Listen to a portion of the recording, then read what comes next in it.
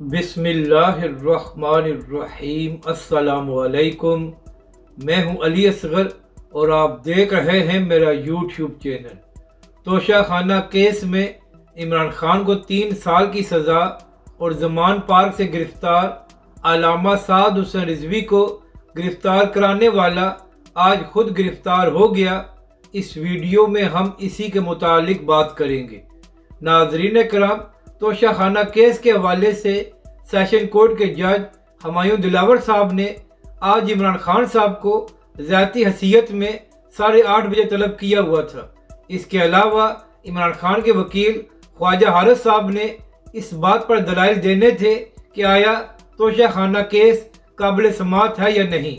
تو ناظرین کرام، نہ ہی عمران خان صاحب آج سیشن کورٹ میں پیش ہوئے اور نہ ہی ان کے وکیل خواجہ حارث نے اس بات پر دلائل دیے کہ آیا توشہ خانہ کیس قابل سماعت ہے یا نہیں۔ مگر ناظرین کرام، جس طرح توشہ خانہ کیس کی سماعت ہو رہی تھی اور جس طرح جج ہمایوں دلاور صاحب اس کو آگے بڑھا رہے تھے، تو اس کے بعد بڑے بڑے تجزیہ کار ایک ہی بات کر رہے تھے کہ توشہ خانہ کیس کا فیصلہ عمران خان کے خلاف آئے گا۔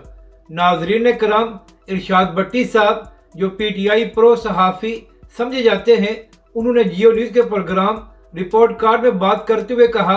کہ عمران خان کے لیے سب سے مشکل کیس توشہ خانہ ہے۔ تو اگر عمران خان صاحب توشہ خانہ کیس میں بچ گئے اور عمران خان صاحب کو کوئی سزا نہ ہوئی تو باقی کیسز عمران خان کے لیے کوئی مشکل نہیں ہے۔ یعنی کہ ناظرین کرام، تقریباً سب صحافی ایک ہی بات کر رہے تھے کہ توشہ خانہ کیس میں عمران خان صاحب کا بچنا مشکل نظر آ رہا ہے۔ تو ناظرین کرام، آج جج ہمایوں دلاور صاحب نے توشہ خانہ کیس کے حوالے سے اپنا فیصلہ سنا دیا ہے۔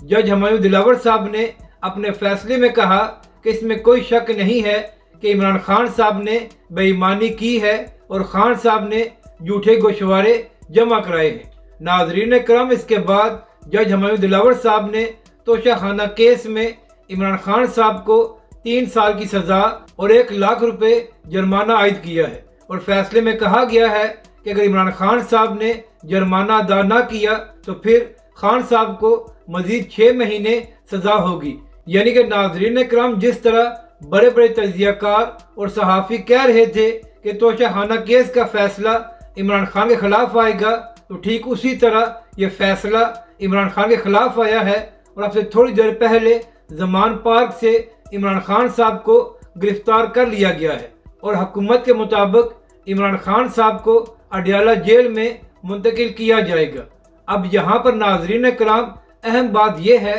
کہ یہ تو کہا جا سکتا ہے کہ توشہ خانہ کیس میں عمران خان صاحب کو فیئر ٹرائل نہیں ملا، مگر ناظرین کرام، کم از کم عمران خان کے خلاف ایک کیس تو تھا۔ لیکن جب عمران خان کی حکومت میں تحریک لبیک کے سربراہ علامہ سعد حسین رضوی کو گرفتار کیا گیا تو اس وقت علامہ سعد حسین رضوی کے خلاف کوئی کیس نہیں تھا، اور ناظرین کرام، 2 بار عدالت نے کہا کہ تحریک لبیک کے سربراہ علامہ سعد حسین رضوی کی نظر بندی اور گرفتاری غیر قانونی ہے اور تحریک لبیک کے سربراہ کو رہا کیا جائے، مگر عدالتی حکم کے باوجود عمران خان کی حکومت نے تحریک لبیک کے سربراہ کو رہا نہیں کیا تھا۔ تو خان صاحب، ہو سکتا ہے کہ آپ نے جو کچھ تحریک لبیک کے قائدین اور کارکنوں کے ساتھ کیا تھا، آج اسی کا مکافات عمل آپ کے ساتھ ہو رہا ہے۔ اپنی رائے کا ضرور اظہار کریں کہ آپ کو یہ ویڈیو کیسی لگی، اور ہمارے اس چینل کو بھی سبسکرائب کریں۔